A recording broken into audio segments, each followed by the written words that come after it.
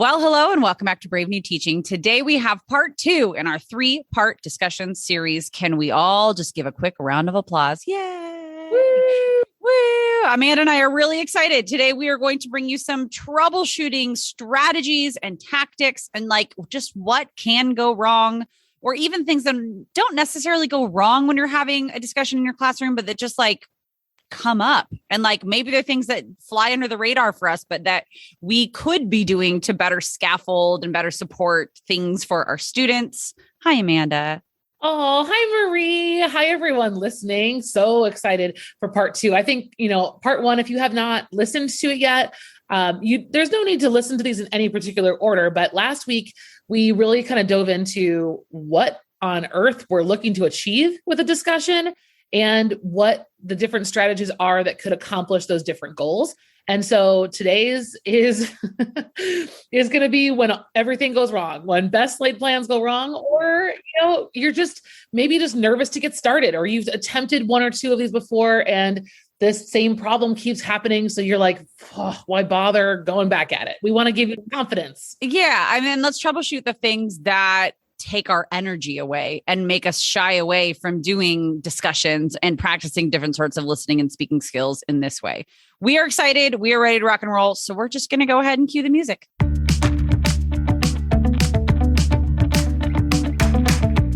You're listening to Brave New Teaching, a podcast for educators challenging the status quo. I'm Amanda, and I'm a high school English teacher in Illinois. And I'm Marie, and I'm also a high school English teacher in Southern California. We're so glad you're here. Enjoy the show.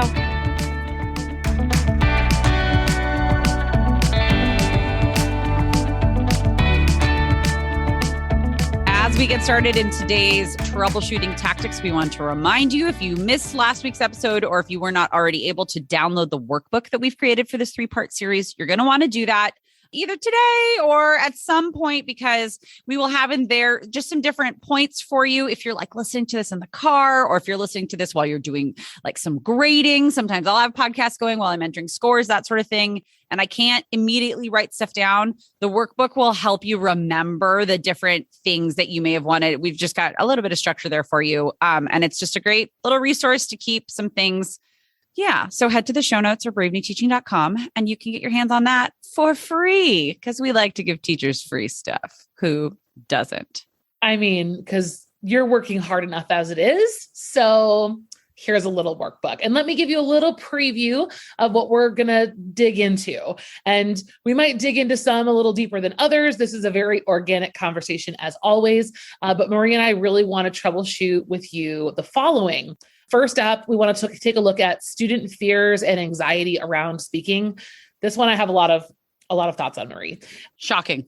We want color me surprised. We want to talk about the kids who talk too much, the Maries and Amandas in your classroom. What? The kids who are talking too little.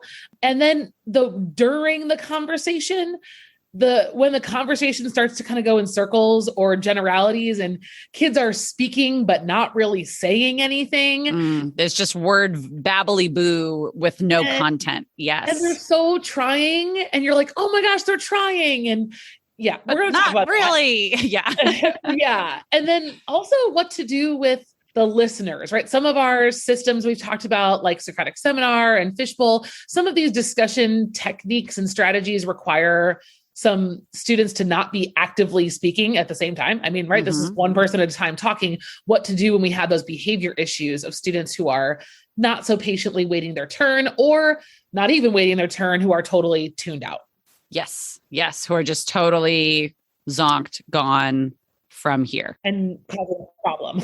And causing a problem for whatever reason, right? These are the things that come up. And I am generally I always like to, when we talk about big group strategy things, I like to remind everybody that I teach classes of 40. So things that I'm talking about, I'm employing with Amanda's shaking her head with like a little bit of nausea and disbelief. And that's kind of what I've always known. I have taught smaller classes, but like Southern California, we're used to having pretty gargantuan class sizes. So when I start talking about some of these things, if you're going, yeah, maybe with 20 kids, yeah, but double it. And I'm still doing it with double. Yeah, but because I'm the first playing around. No, I'm the first one to hear something and be like scoffing at it. Like, yeah, that must be nice with, 15 kids in the room. Like if I'm hearing a strategy that sounds amazing, but I cannot imagine with that many kids, just remember that like I'm saying all of these with 40 giant children in the room. And we're both speaking to experiences across the board in terms of grade level, student mixture of abilities in classrooms. I mean, Yes. I've taught everything from ESL to gen ed classes to co-taught classes to AP classes. Marie's taught a huge variety as well. So we're bringing all the angles and all of the different experiences here. So this is not a conversation reserved for just one type of kid. I mean, and some of this insight will work better for certain populations than for others. There are certain classroom communities than for others, right? And we know that. We just like to make the caveat to give permission to say that will work for my period 2 class and it will not work for my period 4 class. Like that's okay. It's not one size fits all. Yeah. So, and we know, once again, that teacher friends who are listening. It's just also good to hear sometimes that like you're not alone in knowing that, special snowflakes in this class are not the same as special snowflakes in the next class. Truth. And we're so happy to jump in. So let's go. This first one got me riled up. Yes. Okay. So yeah, kids who are afraid of speaking, kids who have anxiety around speaking. How do we scaffold their work? How do we support them emotionally and academically? Where do you even begin, Amanda? So I begin with a deep breath. Right. Yes. My friend, Stacey Yamanishi, if you guys know her at Donut Lovin' Teacher, she always is breathing for me on Instagram and I breathe with her and I need that breath. So here's what's happened a lot in my experience. And this is the great part about being on my own now, because no one's listening to this and going to fire me because I can say what I want. I have run into so many cases of students, whether they have an IEP, a 504, a loud parent, a whatever kind of experience that has a struggle or anxiety around speaking. And I have been told by the adults, not the child, that I should be giving the student an alternate assignment and that I should be asking the student to not endure the painful anxiety that I will cause them by assigning a class discussion. Okay. I have many thoughts on this as well. I want to hear yours first.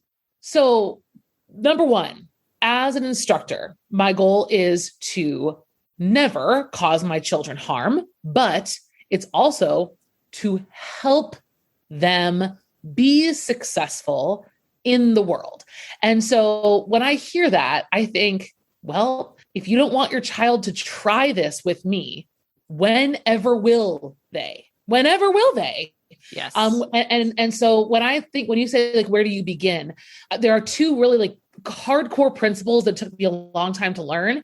And one of those is norm setting, right? We do a lot of class culture setting at the beginning of the year and spontaneously here and there, but class discussions themselves need their own set of norms. And those norms might be a little bit different depending on the formality of the discussion or if it's an assessment versus just kind of a casual conversation. But students participating in and being aware of and practicing and being held to the norms of what we expect from each other in a class discussion is really important because that's what creates a safe space. That's what helps students that have anxiety, students that have struggles around speaking feel a little bit safer every time I hold up those norms and expectations, right? Like they can come knowing that they're not going to be attacked. They're not going to be hung out to dry. I'm not going to accuse them of something or put them on the spot. Right. Those norms help cultivate that. And then to the second part of that though, is also practicing that same kind of discussion multiple times so that you can scaffold, like Marie said earlier, for growth. Mm-hmm. So I think those two pieces have to be in place in order to move a case manager, a student, a parent forward in this kind of confrontation. Well, yes. And that's what we hate to get to is the point where something feels like conflict or confrontation, because on one hand, who doesn't get a little bit nervous when they're going to do public speaking or who hasn't felt that? On the other hand, I cannot diminish the feelings of an individual. Ever. Like I just can't. I do not know what it feels like to be in their shoes. I do not know. When it comes, like you mentioned IEPs and 504s and like special accommodations. When that accommodation becomes a modification, that changes Am I getting that right? Accommodations are what we do for diploma bound, right? Yep. Graduating students versus a modification to their, and those of you who are listening, if I'm getting this wrong, please know, you know what I mean? Yeah, I think it's different state by state. Oh, is it? Okay. I know what you're talking about. Yes. When we are modifying curriculum, we are altering that student's path towards graduation. So when a speaking skill needs to be, or a listening skill needs to be addressed, there's only so much we can do before modifications are put in place. So like that is one thing I think to take into account. And we've talked about before when it comes down to like treating like an education team as an education team, especially when it comes to like meeting the needs of our special populations. So someone with learning needs that are different from the general ed students that might be in your classroom, or if it's something that's like not diagnosed, I mean, like it just kind of, it's case by case basis, right? But like what I say when I'm talking about the education team is bringing in as many stakeholders as you can to make the best possible decision for a student that we can. Often for high school, like the two of us teach high school, that includes the student in the conversation. I could understand where having a younger kiddo around might preclude having, different types of conversations. That's kind of where I would start, is like, what is this case by case? How severe is the student need? Is this something that is documented and part of an education plan? Like obviously like start there. And then exactly what Amanda's saying, it starts with setting norms, and not just setting norms and building community, but maintaining and following through consistently with expectations of classroom norms. And that doesn't only have to do with discussions. Students are going to know what is and isn't allowed by whom in a classroom pretty quickly off the bat. And so our job as teachers, like when I talk about building classroom community, that's one of the biggest things is consistency across the board, so that everybody knows exactly what to expect. Everybody knows exactly what's expected of them. And then a lot of those anxieties go away. Now, I've been a teenager before. I remember what it was to speak around or to my entire class, right? To have to like memorize my note cards and then stand up and speak. And I have no problem public speaking now. 15-year-old Marie was very, very different in that way. And so I get that. I too, and I'm sensitive to that. That's where like, I would say one of the strategies that I employ, because everybody gets a little bit nervous, except for like the very few who just can do it from a very early age on.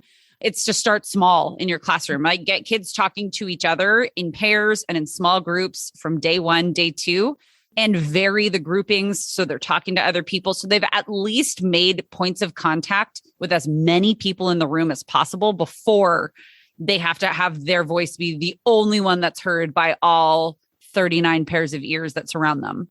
100%. And I think part of what you're saying actually is going to lead into the other things on our list for troubleshooting. So if we were to kind of just like open this up to speaking too much and speaking too little, I think for all of those students, plus the ones who are really struggling with the anxiety piece, I think creating predictable structures within your discussions is an incredibly helpful scaffold for everyone, and not something that I think people necessarily see from the outside or students even know to ask for.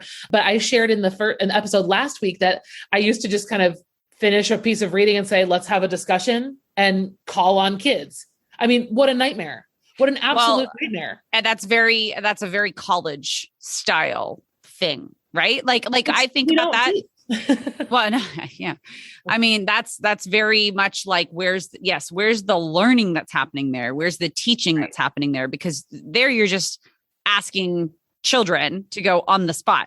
I think that's appropriate in college. I don't think that's appropriate in a high school classroom. I think maybe at the end of the year of a senior level, maybe even AP, like when we are really bridging the gap into higher education, that's appropriate. It is not appropriate for a general ed English classroom in a high school or a middle school, especially. No, it's not. And what's going to happen are those predictable patterns of everyone who's doing their work is relied upon to provide all the information to the class. Like we just want to skip over that, because when we're talking about classroom discussion, we're talking about growing the skills of being a stronger speaker, a speaker who can listen to the flow of the conversation, contribute something that adds to that conversation, can elevate that conversation to a new level, can ask questions of the people who have been part of that conversation. Like that's what we're trying to do with a class discussion for the most part. And I think that starting off in the beginning of the year with structure. So things like having a prep day, one day where the questions are given ahead of time, an organizer of some sort, just like if you're going to write an essay, kids are given the space to think through what they'd like to say ahead of time and bring that to the discussion, make it open note, open book. Those are things that are not going to hurt you as the teacher. They're not going to hurt your evaluation process because the students who are prepared are going to feel more confident, are going to give better answers. And then the next level becomes when they get comfortable with that, then it's going to be starting to take some of that away and helping build that organic side. And we don't need to be there on discussion one. And it will, after a while, like the more kids get used to the prep days, it does start to kind of feel like everyone showed up to read answers off their homework. And that's not a conversation. That's when you're ready for the next step, right? Like that's the telltale sign of like, okay, now it's time to take the training wheels and raise them up a little bit and then raise them up a little bit more and a little bit more. So let's talk about what some of those systems then really look like specifically to kiddos who are talking too much and or too little. We all know how that goes, right? The kid who will not stop talking and then the kid who cannot get a word in edgewise, either because they don't try or because they cannot get a word in past the kid who won't stop talking. Do you have a tried and true you want to start with? I have I have a super simple one that it works best with older students, like 11th and 12th graders. They literally just have like a corner of their paper that is set aside for tallying how many times they speak. And when they get to 3, they stop. That's it. So reserve how many times you speak. It's up to them. I don't have to be marking how many times they speak. They've got it down on their paper. That's one of the things last week we were talking about. Parlay is great for something like that. Mm-hmm. If you want to know more about that, I would suggest listening to last week's episode because we talk at length about how much we love Parlay for discussions, both in class and virtual. But yeah, something really simple that has kids keep track or even just tokens, right? Like if you need it to be manipulative, you can have little, I don't know, gems, or I'm thinking of like the little button things or poker chips. Yes. That everybody gets 2 or 3. And once they've used theirs, they're done, or Post-its or like whatever you want it to be. That's going to help them keep track of their own speaking. That's a great, quick, cheap and easy tactic and something that you can always keep around. What's something that you've used? Yeah. So I think it goes without saying that this absolutely has to be part of the norm setting. Mm-hmm. I love to use the phrase, even on my rubric sometimes, if this is what we're evaluating, will be the phrase does not dominate or withdraw. I kind of want the students all really to be, and it's not mine. I it's so old. I can't remember where it came from. But I kind of teach them in the process of setting norms that we want to be somewhere between domination and absence. And we can definitely use tokens too as part of that. Again, it's another great scaffold. Yes. And then my favorite way of doing this has been at least I can speak to Socratic Seminar. In Socratic Seminar, again, this is not my original idea. I learned this early in my career. I typically would run seminar as a 2-day process, and I split the class in half, which would be great for you, Marie, because you have massive classes. And so I have to. Yeah. Right. Because how do 40 people talk and what? No. Okay. No, there's no time. Yeah. Even so my classes at their biggest were around 30, 31. So we were definitely doing 2 days. And so my inside circle was talking and my outside circle had a number of different jobs. For the most part, I really tried to keep kids in one particular role, and that was the role of a coach. So the inside outside are sitting right behind and in front of one another. And so if you're inside the circle, the person sitting behind you is your coach. And that person is like 100% responsible for you. And they're keeping track of how many times you speak, how many times you're using evidence, all kinds of things like that. I have like a little list. And then I split the period in half so that there's a halftime. And at halftime, the players consult with their coaches about how they're doing so far. So I really don't have to be the one giving reminders, and the ones who are in the circle kind of just like be in it. And then during that halftime period is when students can be reflective halfway through the discussion rather than all the way at the end. And so once they've talked with their coaches, I do a little debrief, and then they pop on into the second half. And I kind of ask for someone to start the conversation, maybe who hasn't spoken before. And if I need a gentle reminder about that, I'll say it out loud at that half point. But that's really been effective for students troubleshooting that issue on their own. So that just made me think of something that I've called it coaching, or I think I've called it like sideline coaching, or also because I have so many kiddos, I've called it like their own personal hype team. Love it. Where they can like one person's kind of keeping track of their engagement and participation. The other one's kind of like feeding them things to say, and they kind of like, so I love that idea. And you can also take that whole idea and have it even be like a tap in, tap out sort of a thing too. If there's like little groups of 3 or 4 or whatever, it just depends on like what kind of a conversation you're wanting kids to have and like how it's supposed to go. But teaming kids up and helping them support each other does so many amazing things. It helps take the pressure off of the one who's speaking, because they don't have to think of everything and keep track of everything. And it also builds teeny tiny pockets of community within a larger community, right? Because they get to work as teams and they're working together and they're helping each other. And then it also gives kids something to do with their hands while they're watching and listening and waiting. Yes, absolutely. Yes. No, I've had to, every Socratic seminar I've ever done, I had to have at least 2 prompts, at least 2 things. So like, because otherwise it gets wicked repetitive. And so kids have to know what's coming. Yeah. We have to like split it all up and have a whole thing. And they do end up seeing both because they're like coaching one and then participating in the other. But it's hard with large classes, but you just have to then really if you're going to spend 2 full class periods because your class is large enough that it necessitates 2 separate, let's say Socratic seminars or fishbowl discussions, then make it really count, right? Like then take the time to make sure that the kiddos who are the audience, I would say the audience, would that be the listeners? I don't know. Yeah. Yeah. Okay. The non-participants, right? Give them something legit to do that's not just take notes when you hear this, or it is take notes when you hear this, that, and the other, and analyze the conversation that you're hearing. Like that could be a whole nother thing when it comes to listening skills, is their analysis of what they're hearing. So, I mean, there are a lot of rich little pieces that we can use that I think our focus goes so heavily, at least my focus always goes towards, let's make sure kids are comfortable, make sure that they're prepared, blah, blah, blah, blah, blah. But I'm missing opportunities like the other kids can be really working on their listening skills and their listening analysis and that sort of a thing while they're just not part of the actual conversation and they're listening from the outside.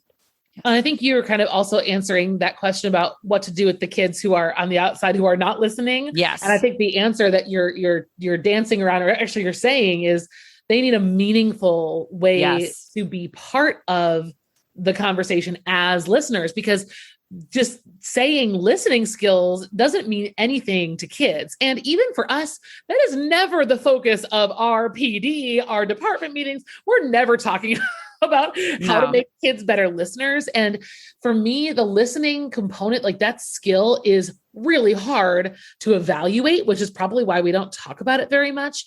Because it's a soft skill. It's a soft skill. So how are you going to evaluate that? Well, here's some ideas. Go, Amanda. Well, I mean, look at what you and I do, right? Our podcast would be a total failure if you were talking, but I was not listening and I just jumped back in, right? Like, I think in terms of, and again, why I love seminar versus like giving a speech is because it requires listening in order for the conversation to move. And so that's one of the things that I've started asking my listening group to do, is some kind of chart or visual of the conversation, and asking my students to visualize, is this conversation moving? And is it moving in any direction in particular, or is it going in circles? And I've had my listeners, if they're not coaching or doing a job like we've talked about before, I have them diagram the conversation and That's cool. And then present it right to the speakers and say, I'm listening to this conversation, but all I hear you is circling this idea over and over and over again. And so then the good ones, the students kind of are able to show us a map and say, you started here, then you went here, then you went back here, then you went over there. And I'm like, you were listening. You charted this entire conversation. And then that skill translates into when they're in the middle again, right? Because they know what it's like to listen to a conversation. Yeah. Well, they've given the really rich feedback. They've heard somebody else give the really rich feedback. They've received the really rich feedback, and then they're able to like turn it around to be like where and visualize. And that works really well for our kids who are like lean more towards visual and are able to. That's so cool. I mean, and I grade it. it. Yeah. It's graded. Listening is a skill and it will be assessed. That's another thing kids think, like listening as usually like participation points or something really, again, soft. But if you're going to go through and do a seminar, you're going to do a discussion and you're going to be all in. Like do it. Yes. And that's something I had to learn the hard way many, many, many, many times. Like, and even when I was teaching theater, when we're presenting or performing a scene that we've workshopped and worked on, blah, blah, blah, blah, blah, the audience needed something to do, like really, and not just like, oh, evaluate, blah. No, like specific prompting. So one thing that I really like your diagramming. I can't believe we've never talked about that before. But one thing that I have done actually starts with like the beginning scaffolding and prep when we're practicing. I call them like discussion placemats or something. It's literally just a piece of paper, but I laminated it. So I call it a placemat that has different types of sentence frames and sentence starters for furthering conversation. Some are questions, some are clarification, or, like furthering the conversation with questions for clarification, questions for understanding, questions for more or something like that, and then productive and polite disagreement, agreement and adding on or something. I mean, they're better. I love that. And they're sentence frames. And then kiddos who are participating can have those in front of them. And when we're practicing, and even when I'm facilitating and they're doing like a legit, like, let's call it a summative Socratic seminar, they have those prompts still there that they've seen before. And I just say, everybody look at your prompts, like when it lulls, we can say, look at your prompts. What can you use here? And they can keep the conversation going. And then the listeners have the same prompts that they're listening for, or they're listening for versions of, to see then and evaluate and analyze what that did for the conversation. So it gives them those it's same sort of a thing, just in different formats. And it gives them really specific and scaffolded prompting for their listening. And that takes away a lot of the behavior issue. That reminds me of almost exactly what we used to do with, we would call them transitions. Mm-hmm. So we would ask students not to just say something, but to transition between, ideas. And one of our norms was to agree and disagree with ideas, not people. And so those sentence frames and transitions were really helpful. And they also asked students to use each other's names. And I would make name tags at seminar, because I also got into the mistake where students were like, oh, what was your name again? And it's November. And I'm like, what? Like, how do you not know? Okay. I know. And you're like, what rock have you been under in this room? But okay. But it all comes together. Like, to be a good listener, is to acknowledge the person who spoke before you, their idea, their name, and then to move into your own idea. And it's going to feel a little stiff at the beginning when you're using these frames or students are just starting. But it really is magnificently different than kids just saying, yeah, and yeah, this too. Oh yeah, me too. Oh yeah, I agree with that. I agree with that. And you're like, because it's right. Well, and my question is what is that? What do you agree with? Exactly. This person just said 3 things.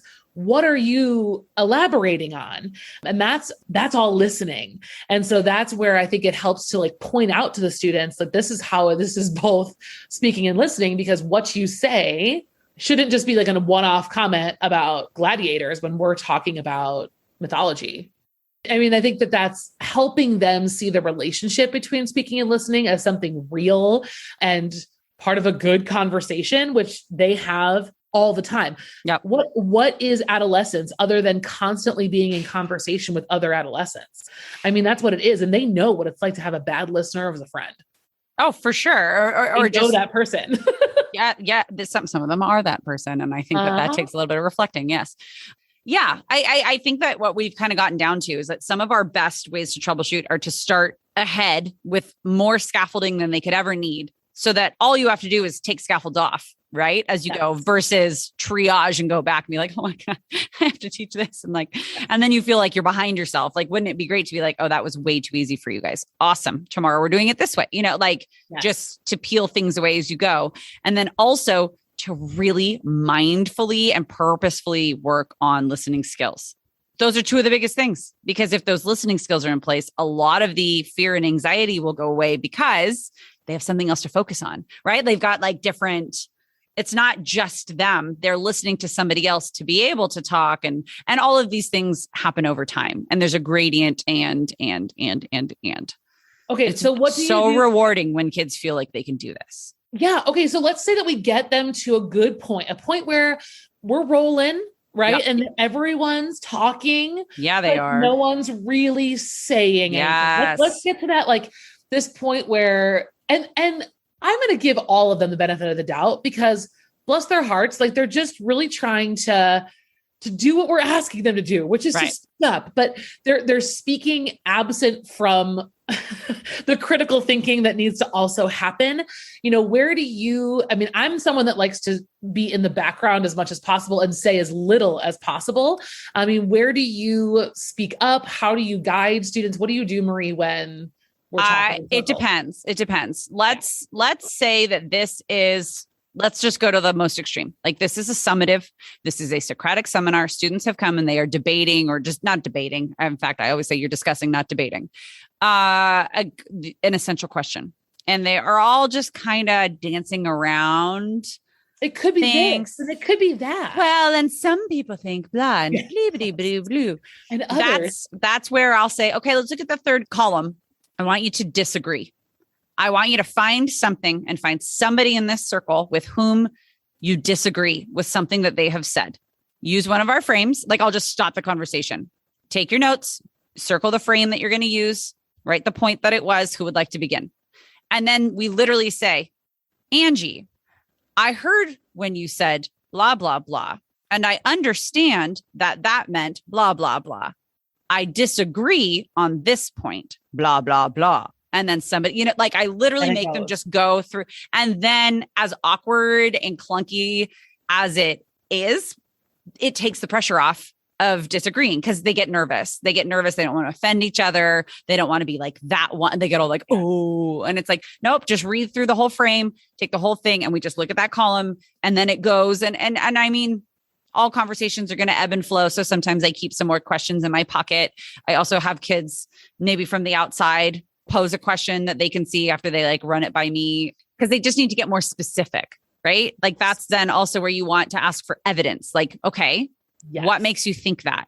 Like, what makes you think that, or like, show me where you found that in the text, or show me the article that said that, or blah, blah, blah, blah, blah.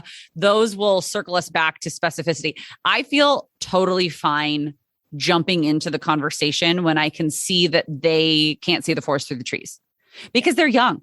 Even seniors, like, I can remember being in some of my like freshman year of college classes and thinking to myself, I have no idea where this conversation is going. Not knowing where, and that's okay. Right. Like, sometimes it just takes a facilitator. It's one more reminder that this is why we practice. Yes. Doing them multiple times throughout the year. Don't just have one Socratic seminar and expect it to be great. Amazing. Yes. Like, have 5 or 6 and do it all the time. And I agree, Marie, I would do the same thing. That is when I hop in, when I feel, we don't have unlimited time for kids to just talk in circles, and sending them back to the text. Because if we are talking about a summative and they are looking at the essential question, likelihood is they've read a couple poems, some articles, a few TED Talks, a central novel or lit circle novels. Yes. And there is plenty of text there, but students get wrapped up in the energy of their ideas and forget about the text. And for me, the text is what gives their opinions color and validity, or renders them invalid, which is where we get some of those disagreements. And so that is definitely for me where I push them. Once in a while, like if we're not doing a synthesis type of like big, so I've done a couple of seminars where students are just reading a series of articles on a topic. Like right around this time of the year, we do a Socratic seminar about culture and where to draw the line in costuming. Yes. There are so many great articles in the news of, I remember a couple of years ago, a team of teachers all dressed up as mariachis with mustaches and ponchos and sombreros. And like I have articles like that in there. And then I have, I have a whole bunch of articles addressing, right, around the question of to what extent can we cross cultural lines in costume? And so talk about not wanting to offend each other. Right. These students are so careful. They're like, well, if they're young and don't know better, then it's the parents' fault. But if the parents don't know, then it's not really their fault. And they're trying to be so careful to not hurt anyone's feelings. And then they say things that make me go, oh my gosh. Yeah. So I've also found that evidence is great, but also being prepared with some definitions, like factual, like this is truth. So now what's your answer? So my students walked into that conversation not really grasping what is cultural appropriation. Mm-hmm. So I took a time out and said, this is what cultural appropriation is. I put it up on the screen, dictionary definition. This is the definition of cultural appropriation.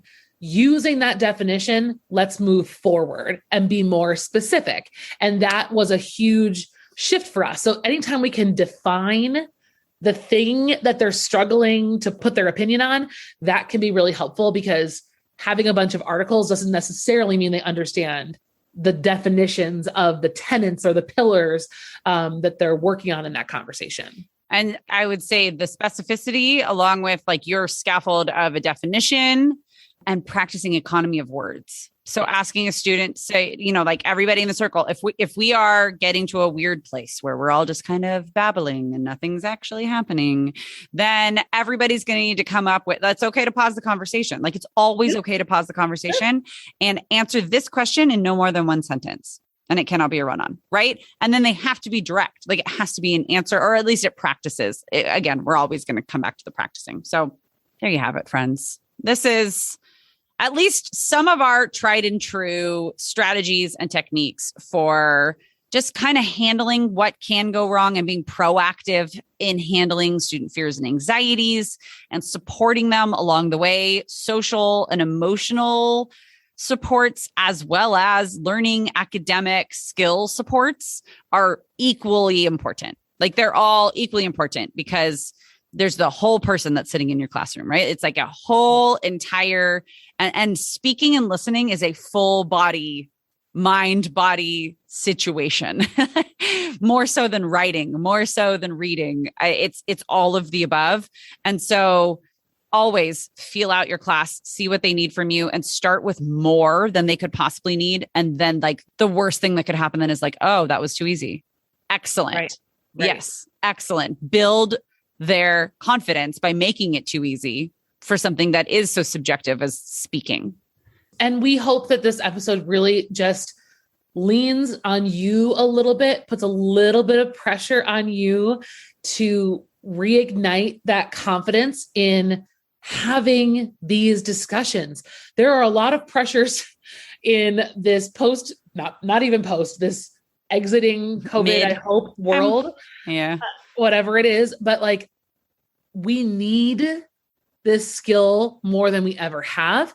Our students are living in a world of online keyboard warriors. They're living in a world where adults dig their heels into one side just because.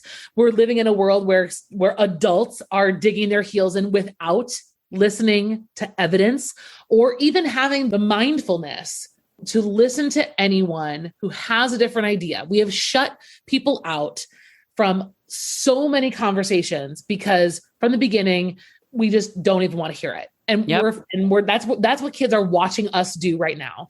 And they need to be better than that. They need to feel that when they walk into a classroom, an academic space, that they can engage in, like you said, discussion and not debate, and come out the other side having more ideas, being more open-minded, not being right or wrong. And that's that I can't even speak to how important that is right now and how dire of a need it is. Well, and discussion, frankly, like there's a reason also that we're doing a whole 3-week series on discussion.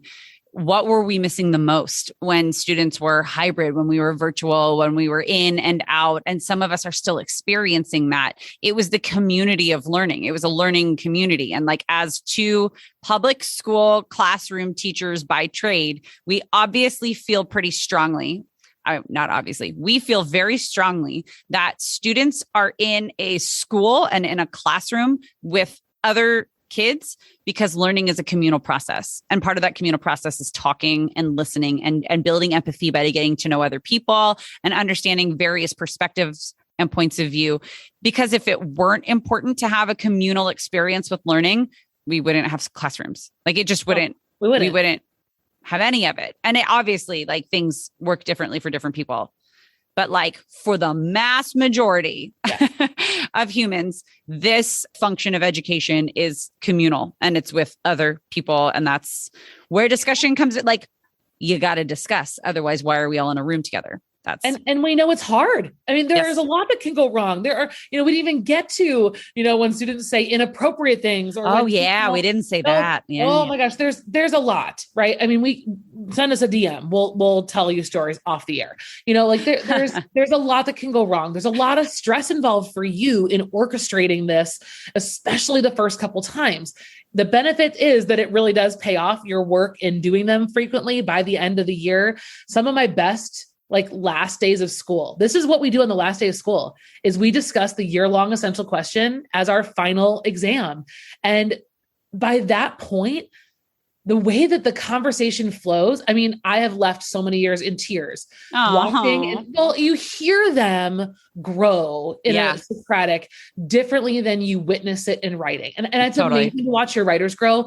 But when you hear their confidence and the way that they connect ideas together and you see that skill grow, it's just incredible. And you get to witness them say, the books you taught me and this lesson that I remember and this moment that I had when we did this, all of this helps me think now about this question differently than it did 9 months ago. And you're like, oh my God, I gave birth to you. It's like, it's worth it. It's worth the pain and agony of the pregnancy of these these discussions can be so hard. So we don't want you to think we say this lightly, we just throw off a discussion whenever we want and they're flawless. Because no, they're not. No, lots of weird stuff happens. Yes.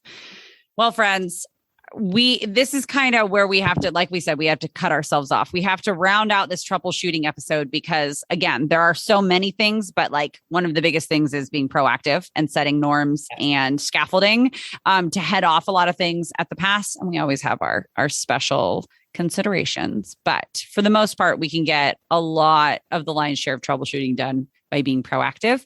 And if you have not already done so, make sure that you download the workbook for these 3 episodes. Like Amanda said, you can listen to them in any order, really. It's just kind of there, once again, to scaffold for you so you can take away the little nuggets because we do jump around in our conversations about discussions. And it's okay. Because we just want to share the best things that we've got. And sometimes they pop up organically. So thank you so much for listening. We cannot wait for next week's episode, which is going to be a play-by-play commentary on recording of a former class of Amanda's. We're going to go through and just kind of give how to shape feedback and things that we might say, and maybe even what she did say in the moment. And then also how to use, really specifically, how to use these discussions as assessment. And so we're excited to bring that one to you same time, same place next week. So thank you so much for listening. And we will see you guys next time. Bye.